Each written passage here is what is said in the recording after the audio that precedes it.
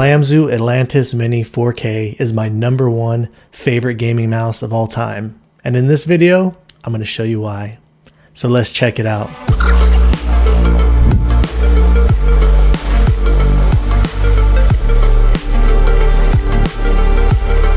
What's up guys, my name is Liam and today is an amazing day because we finally have the Atlantis Mini 4K, the mouse that we've all been waiting for, my all-time #1 most anticipated release. And as you can clearly see here, the biggest fan of the Lamzu mice. The Mini has been by far my most goated shape. So let's go ahead and jump right into it. So right here we have the box, and just as before, you get that same premium Lamzu unboxing experience. As you can see here, the decals for the 4K version. Here's signifying that it's the mini version. And just so you know, one of the first reasons why I think this is the best mouse ever made is because not only is the performance of this mouse just absolutely incredible, the price of this mouse comes in at an unbelievable price of $99. Now, I know a lot of you out there are going to be like, well, you can get 4K mice that are cheaper. You know, there's really good options coming at a lower price, stuff like that. I can tell you guys hands down, for how perfect this mouse is, the quality that you're getting with this product, honestly, this blows anything out of the water, in my personal opinion, on what currently is offered out there right now in the market. And jumping over to the back of the box here, as you can see, this has the new MCU in it. They got rid of the Compex MCU, switched over to the Nordic 52840 MCU in here. And let me tell you guys, this thing just feels absolutely incredible. Even if you're comparing this mouse to the older Atlantis Mini, which, don't get me wrong, for most people still an absolutely banger, incredible mouse. It'll be good for probably, I'd say 99% of cases and people out there. But if you're looking at, you know, playing competitive first-person shooters, you know, the fastest, snappiest, most responsive mouse out there, this definitely does feel like an upgrade over the older version. So let's go ahead and jump into the unboxing here. The one thing that you're going to see that's different here is you do have the mouse over here just like you normally do, but you got this 4K receiver that's going to sit at the top, as opposed to before it would just be the tiny USB dongle that was sitting in the spot. They give you this really premium filling bag. Inside the bag, it looks like it's just included with a user manual. And then they also do use this USB Type-C cable. This is a really premium filling quality cable. It also has this little bend right here in case you ever need to leave your mouse plugged in. And then as always included, it does come with the premium grips. It also is going to have an extra set of the bigger style skates, and it's also going to come with an extra pair of the dot skates as well. So when it comes to jumping back into the dongle's worked out great. It does have a rubber bottom on the dongle here, and I didn't have any issues with it being on my desk, getting in the way or anything like that. And one thing that I want to let you guys know about is if you do get the mouse that comes with the dongle, I believe it's around $99 US, they're also going to have an option that I believe is going to be about $10 cheaper.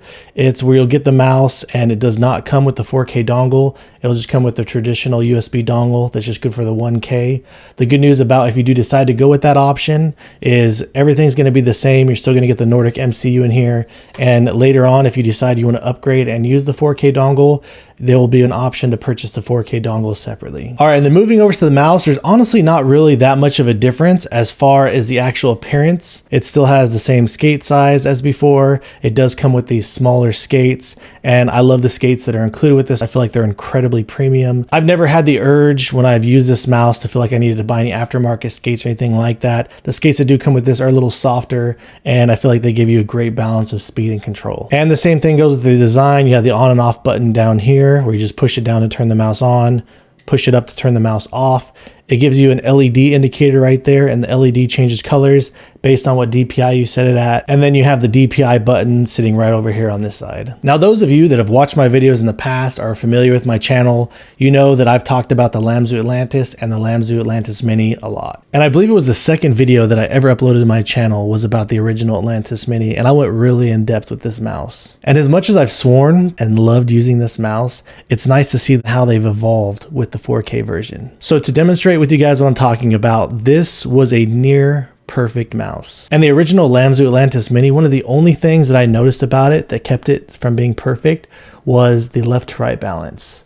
As you can see, it was just kind of off here with the weight being shifted more towards the side buttons, and it just kind of threw off the balance of this mouse just a little bit. Nothing major, but it was one thing that kept this from being a perfect mouse, in my opinion. Starting out the balance, they nailed it with this mouse. It feels so good front to back.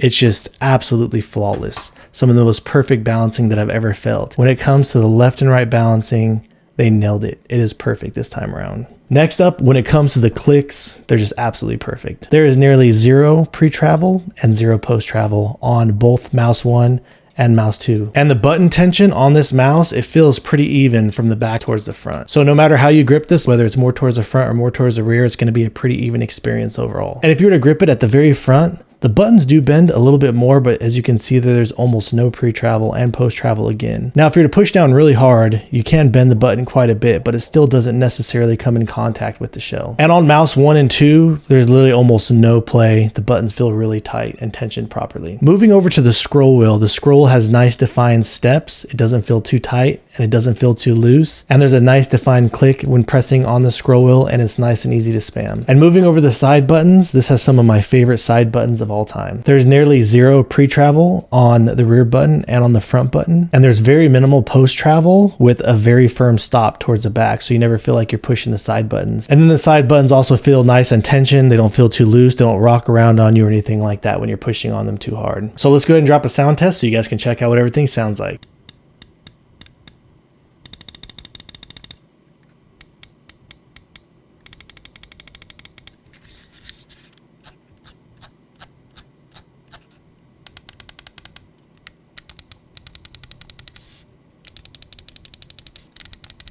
And like I said earlier, when it comes to the weight, it comes in at approximately 51.0 grams. I grip the mouse like this with kind of a relaxed claw from the back, and this is honestly my favorite shape. It's one of the most comfortable shapes out there for me personally. It is incredibly easy to fingertip grip this, and with the rear hump profile on here, this is just the perfect mouse ever for claw grip. And one of my favorite things personally is I love how it's more narrow at the bottom and it gets wider at the top, because when you grab onto this thing, it just sticks in your hands and you never have any problems feeling like you're losing control of the mouse. And then the last thing I wanted to talk about is the coating. And I want to let you guys know that right here on the left, this is the original black Lamzu Atlantis Mini. And I've already covered a very in-depth and detailed video on the coating on this mouse, where it overall kind of has a very sticky and chalky feeling in the hands. The 4K version overall kind of has a bit of a smoother feeling, to where the older version, it felt like it had a little bit more of a rougher texture to it. But having both these mice side by side in the hands, overall the 4K version, it kind of feels like an updated version of what the original black coating was. And let me tell you guys, this coating on here is just insane. You're not going to have any issues with this mouse slipping in your hands at all whatsoever. This is truly one of the grippiest coatings that I've ever used. It doesn't matter whether you're just sliding your finger on the buttons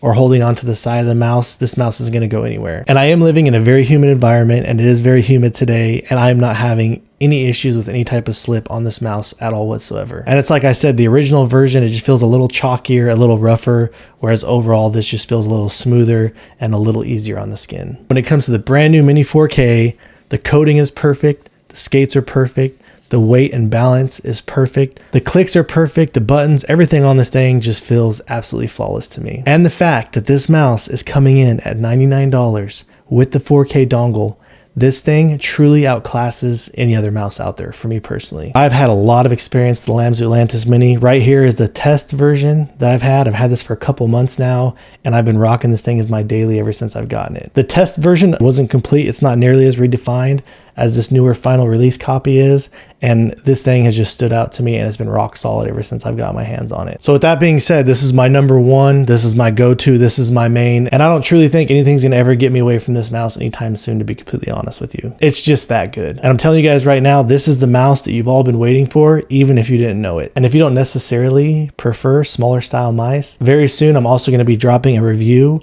on the Lamzu Atlantis OG, the V2 version 4K as well. So when it comes to the shape differences between the Lamzu Atlantis Mini and the Razer Viper Mini, they honestly are pretty similar in size. However, I feel like where the biggest difference lies is obviously going to be in the rear hump. On the Atlantis Mini, the hump is more towards the rear back here, whereas in the Viper Mini, it has more of a middle centered hump. From the bottom of the mice, the Lamzu Atlantis Mini, the curves feel a little bit more aggressive, and the way that the Lamzu Atlantis Mini gets more narrow towards the bottom of the mouse and kind of flares outwards as it comes up towards the top of the mouse.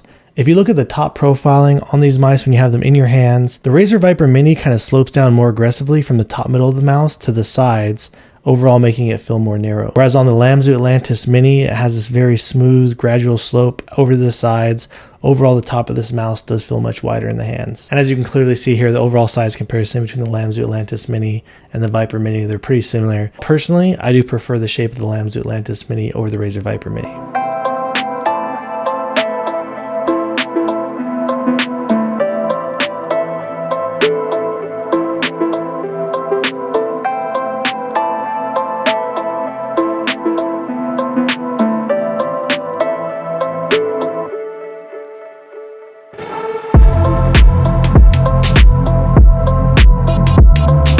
And then next up, when comparing the Lamzu Atlantis Mini to the G-Wolves HTX, it just feels a little bit wider in the hands when you got your fingers towards the middle of the mouse. The one major difference that I notice about the Lamzu Atlantis Mini is the HTX, to me, it's kind of a flatter feeling mouse towards it feels lower to the ground. Similar to the Razer Viper Mini, it does have this middle hump, even though it sits a bit lower and it tapers off slowly to the rear of the mouse. And one difference about using the Lamzu Atlantis Mini is, again, with that rear hump, I overall feel like even though this is still a small mouse, the hump does give you a little added stability when you're trying to do long shots or you're trying to get really precise on sniping or just aiming with a really small window. It's kind of that same thing where the Lamzu Atlantis Mini feels kind of wider at the top of the mouse with a very slow taper from the top middle of the mouse off to the sides. And if you could see here with the HTX kind of tapers off more quickly from the top of the mouse down to the sides. But overall, I would say these are two of the top contenders for the best gaming mouse on the market.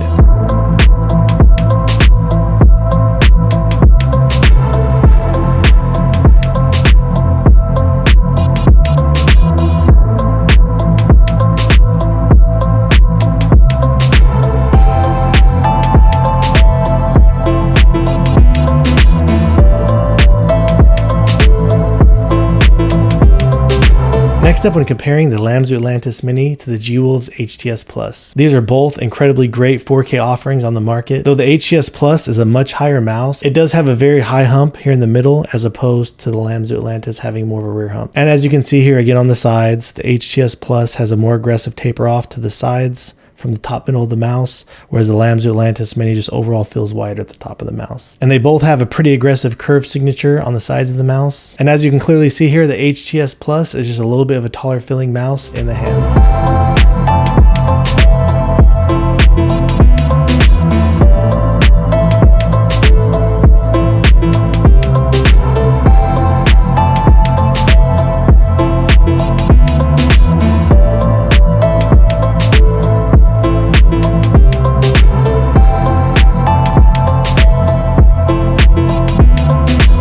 Next up, we have a new contender in the 4K market, which is the Dragonfly F1 Pro Max. The Dragonfly is a smaller feeling mouse to me, but feels like a smaller medium style of a mouse. I would say overall in the hands, the Dragonfly feels like a lot taller of a mouse towards the front. And as you can clearly see here, the top profiling of the Dragonfly is very flat, whereas I feel like the Lamzu Atlantis Mini with this hump, it gives you a lot more support in the palm. The Dragonfly is just a little bit longer and a little bit wider of a mouse as well from the bottom profile. And when it does come to the top of the mouse, the Dragonfly just is similar to all the other mice out there, the Viper Mini, the HTS, the HTX. It kind of has that quick taper to the side from the top middle of the mouse, whereas on the Lamzu Atlantis Mini has a slow taper and it feels a bit wider at the top of the mouse. And I do want to say, as much as I love the Dragonfly, I feel like this is a great mouse at the price. I mean, if you're looking at this mouse with the 4K dongle included, you're gonna be looking at around $70 to $80. In my truthful, honest opinion, between these two mice, the Lamzu Atlantis Mini just completely outclasses this mouse. The clicks, the side buttons, the scroll wheel, the build quality, just everything about it just feels leagues ahead of the Dragonfly, to be completely honest with you guys. Now, I'm not saying that the Dragonfly is a bad mouse in any way. As a matter of fact, this is actually sitting at one of my favorite mice, especially for the price. I'm not saying anything bad at all about the Dragonfly. It's just that the Lamzu Atlantis Mini 4K is just that good.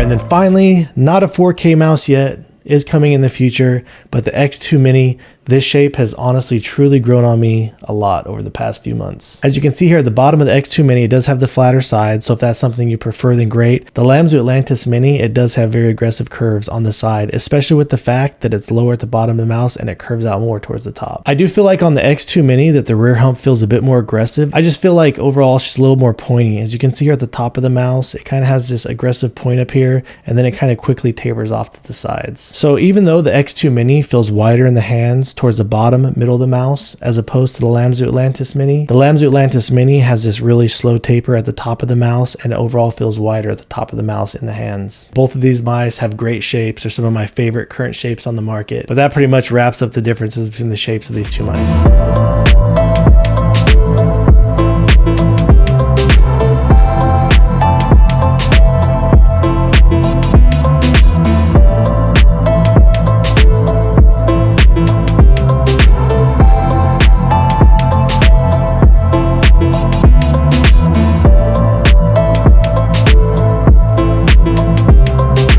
Alright guys, so that about wraps things up here for the Lamzu Atlantis Mini in the 4K version. I just want to let you guys know that this is my end game. This is the mouse I've been waiting for this whole time. I feel like this mouse is truly perfect, and I've always kind of wanted to design a gaming mouse, but with this thing existing, I honestly just don't really even see a purpose anymore. Alright guys, so if you have any questions or you feel like there's anything that I left out, please let me know down in the comments below. If you are looking at picking this mouse up and supporting the channel, as soon as the links become available for this thing going on sale, I promise you guys, I will update those down in the description. I will let you guys know. You can also follow me on my Twitter at AimAdapt, where I'll always update you guys with the latest available information, and the second this thing releases, I'll make sure to put a post on there. Thank you guys so much for watching, and I look forward to seeing you guys in the next video.